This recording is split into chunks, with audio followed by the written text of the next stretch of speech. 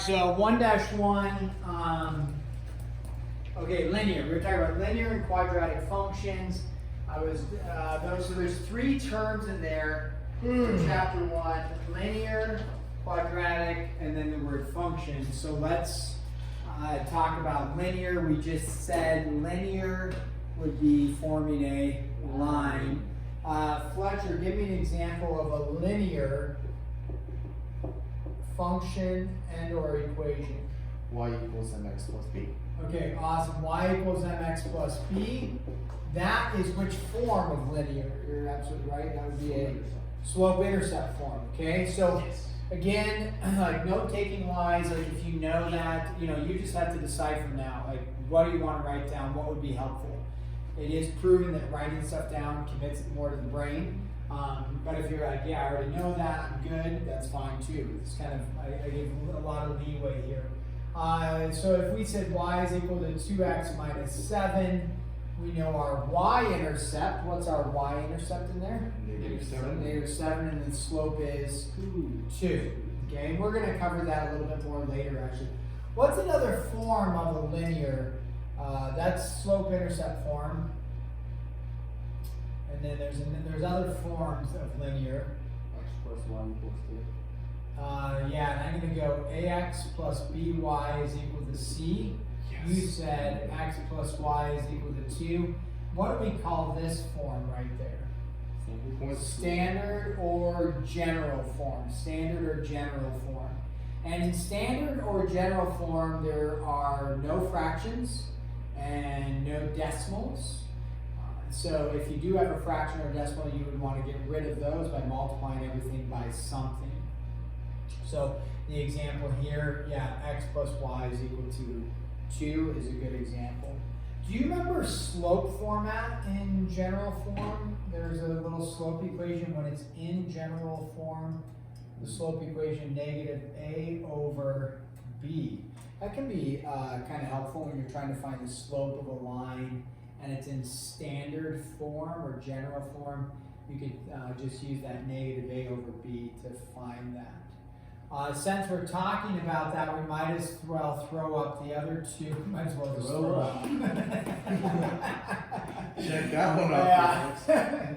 Talk about math and vomit. Yeah. So. Couldn't even make it past 1-1 without vomiting. Yeah, exactly. It's too much damage. Slope equation, y2 minus y1 over x2 minus x1. That's the slope equation, right? When you're for a coordinate plane there. And then the other one was, I think, Fletcher, you said point slope form. Yeah. And that's m times x minus x1. That's point slope. So those are several equations.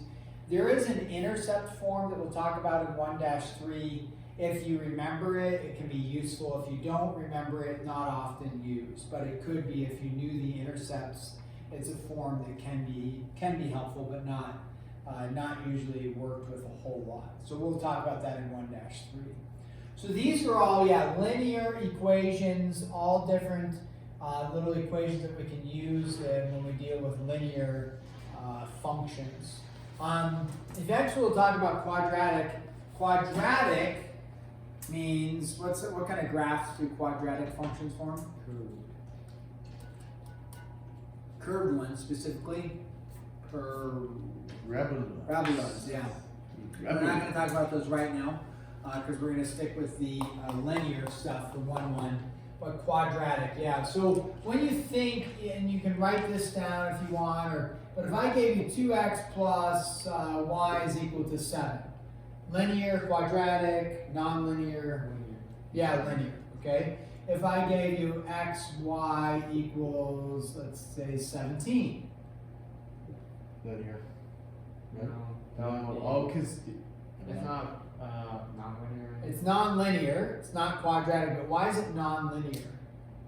It's multiplication. Yeah, the variable x and y are being multiplied, right? So that's going to be a nonlinear.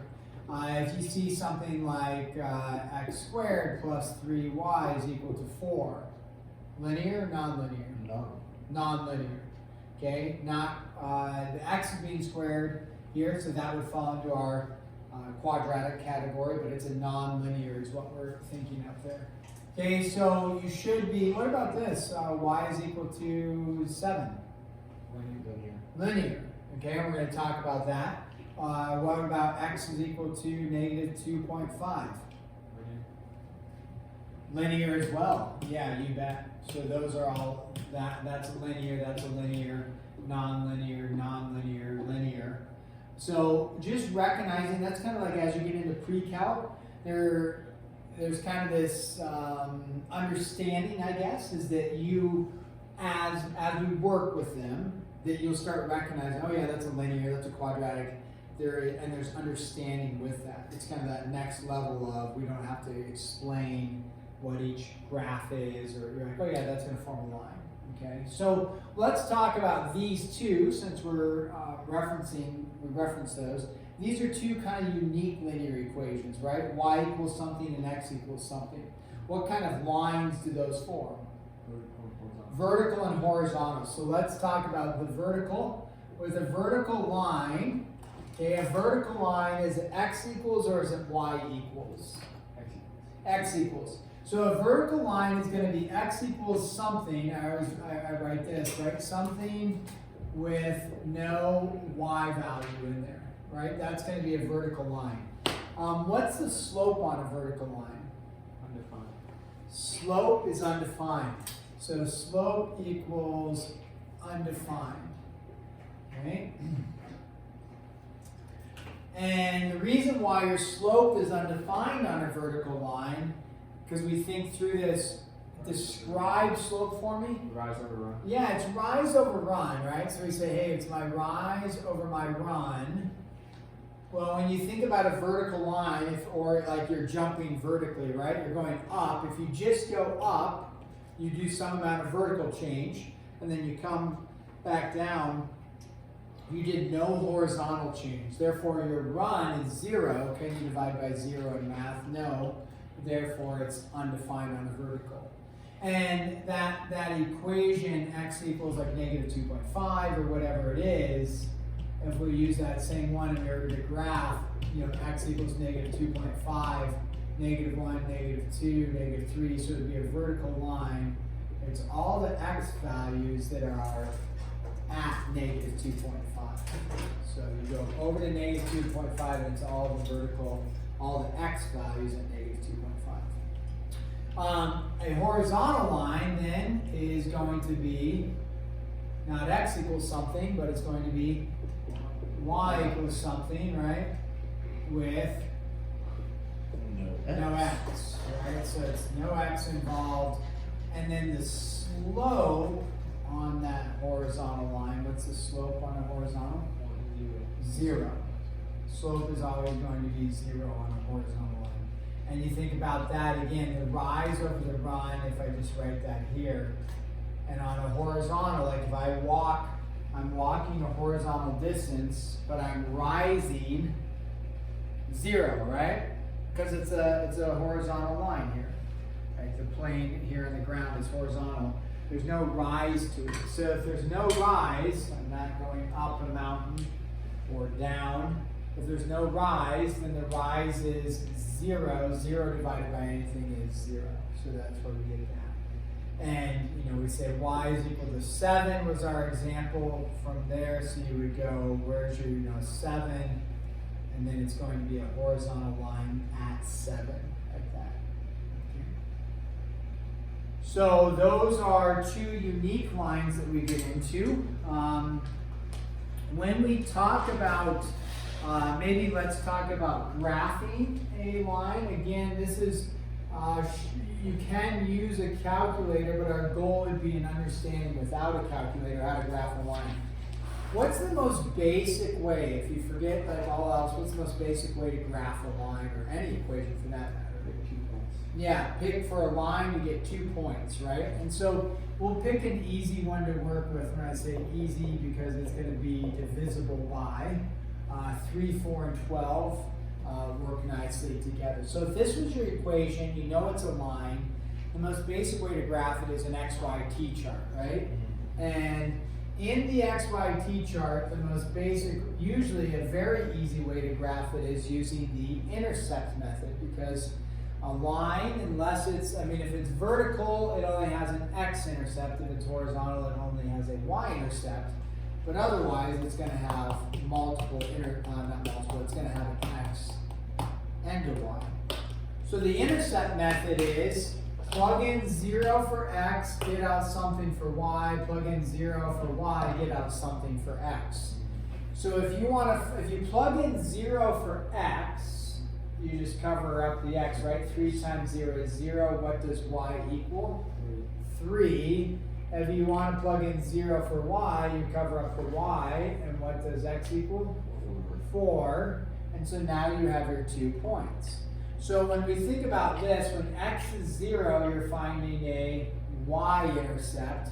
When y is 0, you're finding an x-intercept. And so you could graph that and say, perfect, I've got over 0, up 3, over 4, up 0, and now I have my line drawn through the intercepts, okay? So you don't, if it said find the intercepts, that's how you would do it. If it said just graph it, you could pick any points you wanted. You could plug in -10 for x, and then see what you get out for y. I wouldn't, because you're going to end up with a larger number, right? And it just takes a little bit more work. So, questions on what we just did? We're kind of like ripping through this stuff, you know. But again, some of it is like should be reviewed. But if we have some questions, that's fine. So we're good on what a linear equation looks like. We're good on a bunch of linear equations over here, just the different types of equations that we see. We understand the two unique linear equations are the vertical and the horizontal, and the slopes that go with them. Basic graphing and using the intercept method with that, or you could plug in any point you wanted for that. So that's a couple things.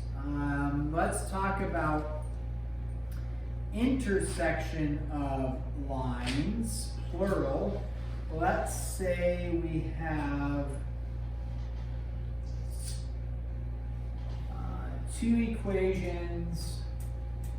This is solve. If you see this, I write a Roman numeral to distinguish one of the equations. Let's go with x plus y equals 5, and then the second equation given will be 2x minus y is equal to 1. Okay, do you remember, now that's usually not given to you with a new Roman numeral 1 and a Roman numeral 2. It'll just say like, if you don't need to erase it, it'll say solve these equations.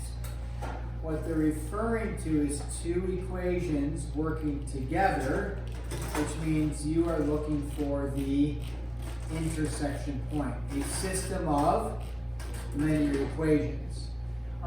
In this, if you remember, I'll put it over here, there's 3 types of solutions we can have.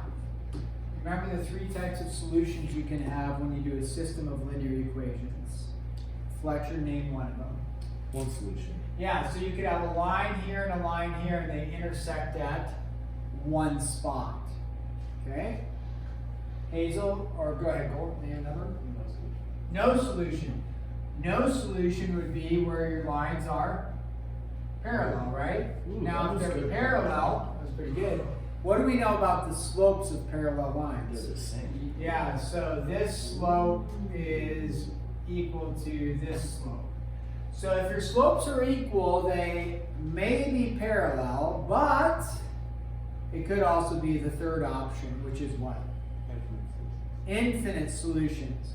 So this is one solution, no solution. So one, none, and infinite. If you have infinite solutions, the slopes are the same and the equations are the same, right? So they're the exact same equation. So it'd be like equation there, and then the other one, maybe just put it in black, whatever on top, the dotted one, There's an infinite. Now, some people make this and they write that. What does that symbol stand for? All reals. All reals. Good. Do all real solutions work? No, because if you pick the point out there, is that point on the lines? No. So it is a real solution, but it's not one of the solutions. Therefore, our reals actually isn't an answer. Yeah. I'll have to head out here in a few minutes. Oh, yeah. To let you know. You can leave when you need. Why don't I give all of you? I have on here, but I usually don't do it. There's a worksheet on system of linear equations, but I don't think I'm going to assign that because usually, hopefully, you guys are comfortable with solving systems of linear equations. If you want a little more practice, you can do it on your own or ask me. I can give you a worksheet. You only have a few in the homework that you need to work on. Okay. So with that, how do I solve systems of linear equations? There's 3 different methods we learned. One was if anybody remembers from Algebra 1, 9-1, the add subtract method is one of the ways. Good. So we can either do the add subtract method. That's a good, that's what I use most often. The second way we could do is Like where the lines intersect. Graphing. graphing. Yep, with a graphing calculator, we like that because you're guaranteed to get, as long as you enter it correctly, you're guaranteed to get in the right spot.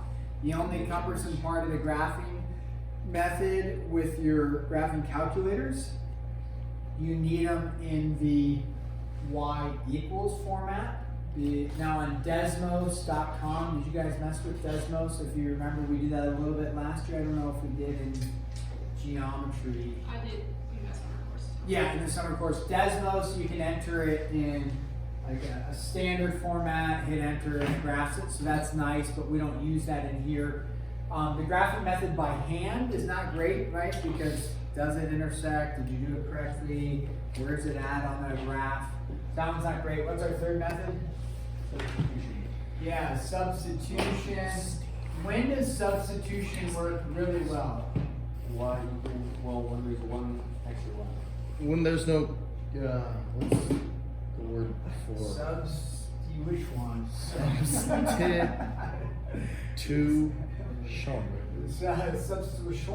Substitution. It works great when there's a coefficient of One. on one of your variables. So that's nice. That's nice because you could just subtract the x and you have y equals, or you could subtract the y, you have x equals. So that's really nice for substitution. Thank you, Mr. Wilson. You're welcome. Have a great time. Remember, be a light in a dark world. And smoke some people on the way. Okay. I'll see you guys Tuesday. Tuesday, if Yeah. the Lord wills. What would be a great method? We're not going to do the graphing. Add, subtract. Yeah, why is add subtract really nice? Because y is negative, positive. Yeah, you already have the negative and the positive on the y's and the exact same coefficient, so that's what I would choose. And then, so you add those, you would get 3x, the y's cancel 6, x is equal to 2, and then you plug back in. I'd probably plug into this one. I know x is equal to 2, I'd take that 2, plug it into there. Again, if some of this is too fast, just say, where did you get that? But it should all be review, so it sometimes kind of cruise through this stuff. Plus, you're generally dealing with the creme de la creme, the cream of the crop. When we get into the pre-calc, that you guys. No more dirtbag. No more chaff. So I get that, like, hey, we're just cruising through, because usually people are a little bit quicker at the mathematical game. And factor. Like factor, yes. However, if we need to pause and say, well, where'd you get the 3? Okay, yep, let me pause, because sometimes I can jump too many steps. So just let me know. All right, so there's our coordinate point. So we know on a graph it intersects at 2, 3, and that you can double check it by plugging in the 2 and the 3, plugging in the 2 and the 3, and it should work. Okay? I'm not going to do a bunch more examples of that because I think we're set there on systems of linear equations. Other times, like we will have somewhere, you don't have to have linear equations to solve equations. They don't have to both be linear. And we did that in Algebra 2. I don't know if you did, Hazel, but we did in Algebra 2 where you have, let's say, an equation, sure, like 2x plus y is equal to 4, but then their other equation was like, let's say y is equal to, pick something like this, x squared. And you have two equations and you're like, oh, how do I solve? Well, you could just do the substitution method. You could actually do the add subtract method as well. But usually we ended up doing substitution, and you'd say, well, I know this forms a line, this forms a parabola. I put it there in the wrong spots, but, and then you know either the line is going to intersect the parabola twice, or the line is going to intersect the parabola never, or the line is going to intersect the parabola in one spot. So in that case, you could have two solutions, one solution, or no solution. So you don't have to only have linear. You could have a linear and a quadratic. You could have a circle equation and then a parabola. You could have something like this. So you could have 4 intersection points. So same concept applies though. So if you get to like an SAT type question or PSAT that you guys are taking this year, you may have something like, I don't know all the questions that they're asking anymore on there, but you may have something and you're like 2 equations, 2 unknowns, perfect. You just do some sort of substitution and then solve from there. If you get an equation, if you erase this and call it 2x plus z, then that starts, you're not going to have something like that on the PSAT. That would jump into a realm of, that one you couldn't solve for any one variable. You actually need 3 equations, 3 unknowns, which we do end up working with. We did in Algebra 2 with matrices, if you remember that at all. Talking about that a little bit. So, okay, so that though you're not going to see for our stuff. But you might see 2 equations, 2 unknowns. Don't be like, well, I don't know what to do because it's not linear and linear. Just think, okay, all they're asking for graphically, I've got a parabola and a line, where do they intersect is all you're asking. And usually we end up just doing the substitution method on that. Okay? Can you have 2 parabolas and like have one wider and one narrower and have 2 one-answer solutions? 2 one-answer solutions, so you're saying you have a parabola like this and then a parabola like this? Yeah, a wider parabola. So So if they have the same vertex, that would be yeah, one you could have solution. that be one solution. It could definitely come down like that and like that. So you could have one. Will we ever work with that? Not with you could have 2 parabolas, but not like solving. We did in Algebra 2, we solved nonlinear equations together. I'm trying to remember if we do that in here. I think we do at some point. Just can't quite remember where. So. Okay, and then yeah, Hazel, if there's things that last year we did matrices. In your Algebra 2 class, did you do matrices? Yes. So we'll do a review of matrices. So some of those things that you can, if though you're like, I don't remember doing that, then that's no problem. We can catch you up to speed. But probably you're gonna have covered most everything we did in general. It'll probably be fine. Do you remember who the professor was on those Think Well videos? His name was Edward Berger. Yeah. Wow, what a legend, that guy. He's in many Matthews. He's F of Chicken.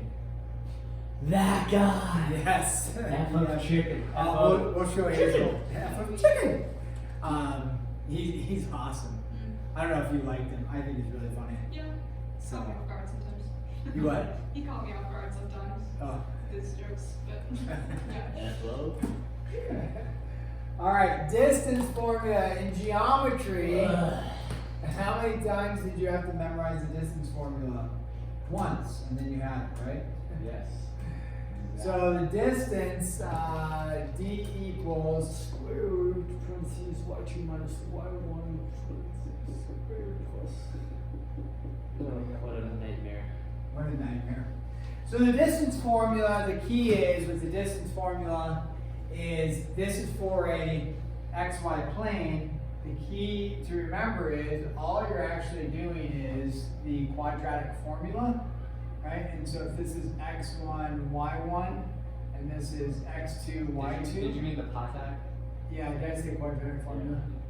I did not mean that. I meant the pi-theta theorem. So if I want to know the distance between these, if I were to give you a right triangle would be a squared plus b squared is equal to c squared. And yeah, we don't see a squared, b squared, c squared. What we see though is something squared plus something squared. If you squared both sides, you would actually have d squared equals, right? x2 minus x1 squared plus y2 minus y1 squared. And now we have a squared plus b squared is equal to c squared. So it's just the pi-theta theorem. And to find the distance from here to here horizontally, if this is x1 and this is x2, you would take whatever this value is minus this value. And so that's the x2 minus x1 portion.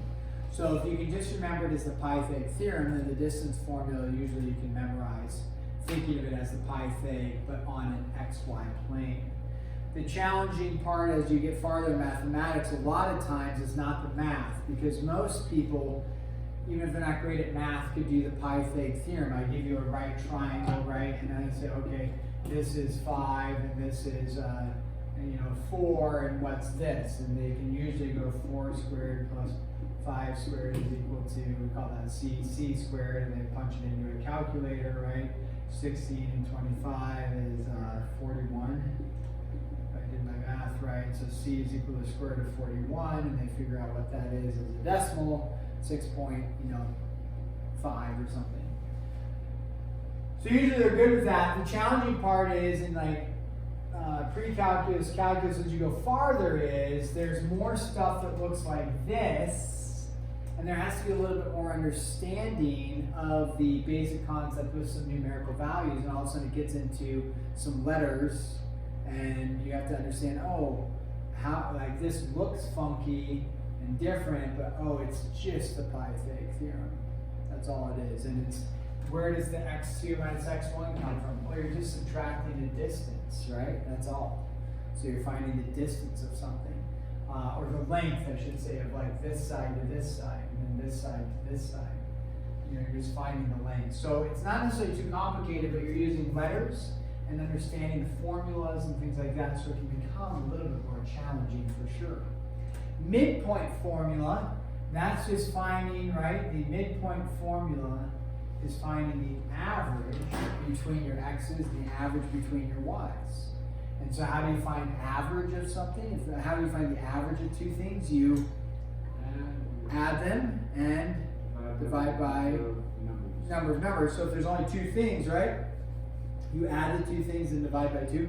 So midpoint is simply a coordinate point, x1 plus x2 divided by 2, y1 plus y2 divided by 2. So it's just the average of those coordinate points, and then you're finding where the middle point is. Okay.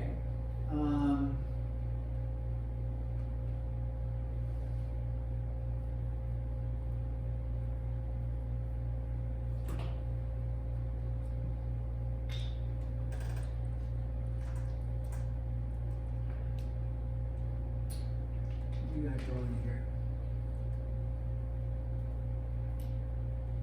I don't think I need to. Do I need to do an example of finding the distance or the midpoint? If you have 2 points, I think you're probably okay. You get 2 points and you plug them in. I think you're okay with that. You have 2 points and you plug them into there. So let's hold off on that.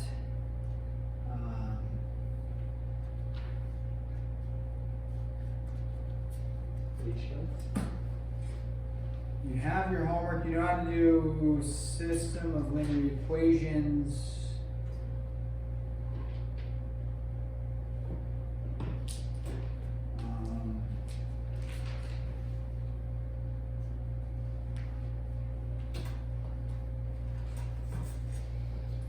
How do you find the area of a triangle?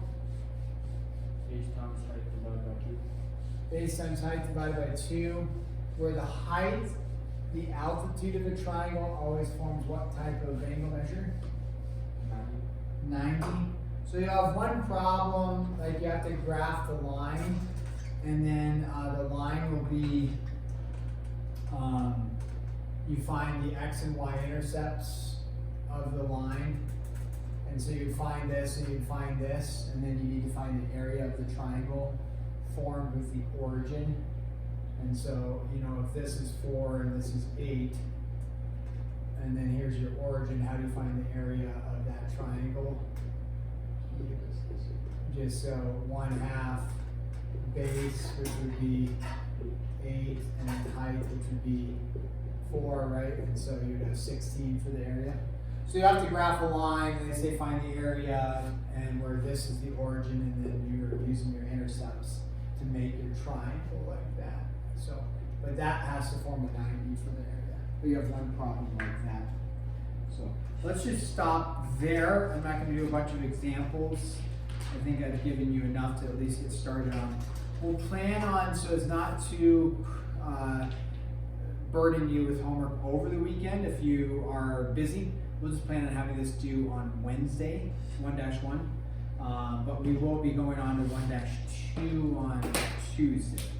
So if you can work on it, great. But if you're busy over Labor Day weekend doing family stuff, I don't know. What did Jessie say this morning? She's like, maybe we can just alternate sleeping all weekend. So Jer is in the midst of who knows what, just not sleeping. Maybe TV, I'm not sure. So we're getting very